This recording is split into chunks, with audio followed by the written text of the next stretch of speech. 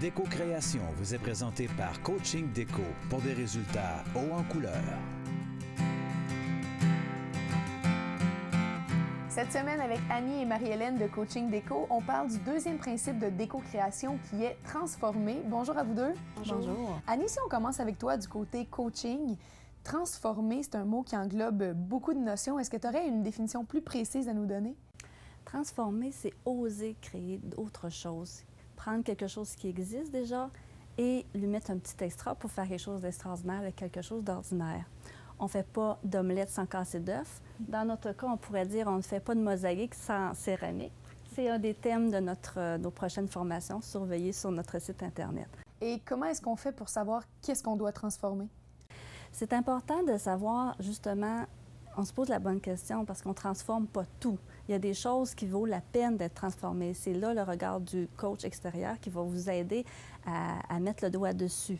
Donc, transformer une relation qui vaut vraiment la peine, transformer un espace de travail qui va amener un rendement supérieur, c'est des points qu'il faut aller toucher pour que ce soit un bon rendement.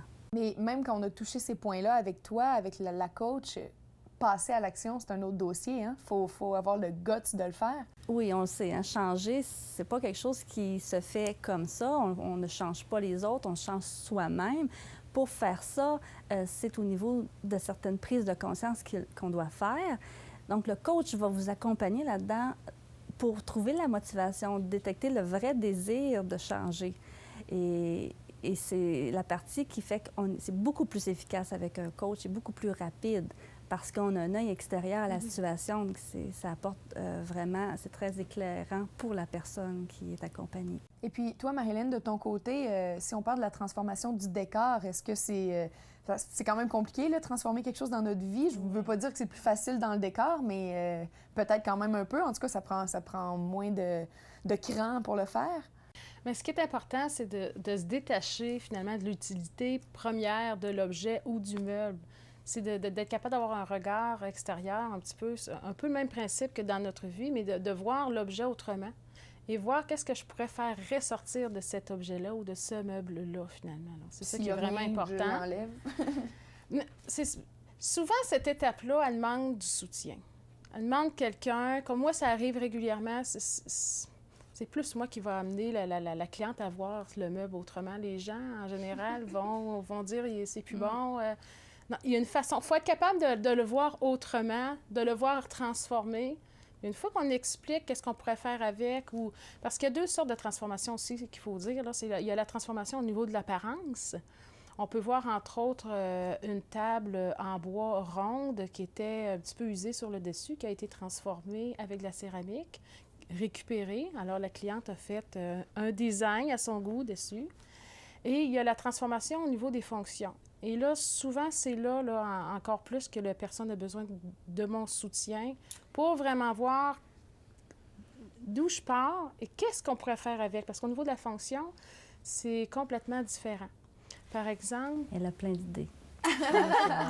Mais je me spécialise là-dedans. Moi, c'est mon plaisir. C'est mon plaisir de récupérer des meubles. Mais c'est vrai ce que vous disiez d'ailleurs dans les émissions précédentes, c'est que vous vous complétez bien. Comme Annie, tu disais, l'important, c'est de mettre le doigt sur le bobo. Mais c'est la même chose en transformation de la pièce physiquement. Nous, moi, en tout cas, et les autres personnes à la maison qui sont pas trop habiles en décoration, on ne sait pas ce qu'on peut faire avec une table. Toi, tu es capable de nous le dire. Fait qu'après ça, c'est plus facile pour nous d'agir. Oui, c'est ça. On peut voir un autre exemple, entre autres, là, je parlais au niveau de la fonction, adaptée à une nouvelle fonction. On a une photo que vous voyez présentement, c'est des tablettes. On voit des tablettes où on expose des figurines.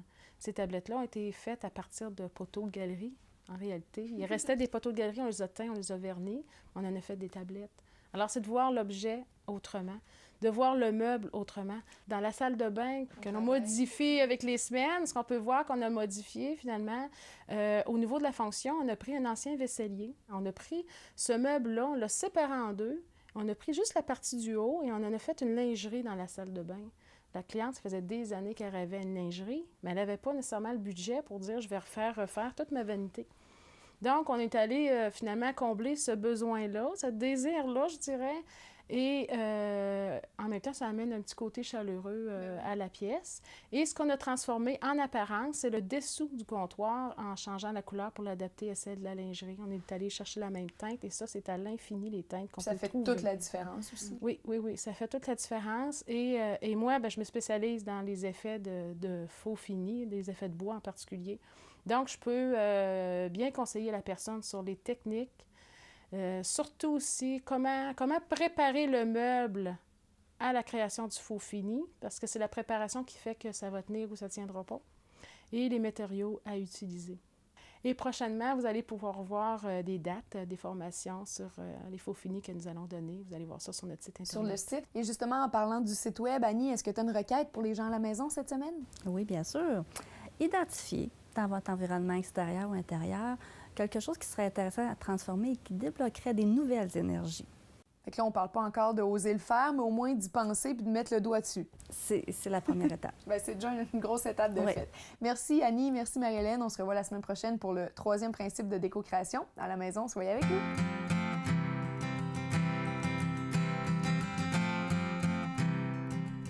Déco-création vous a été présenté par AlphaZone.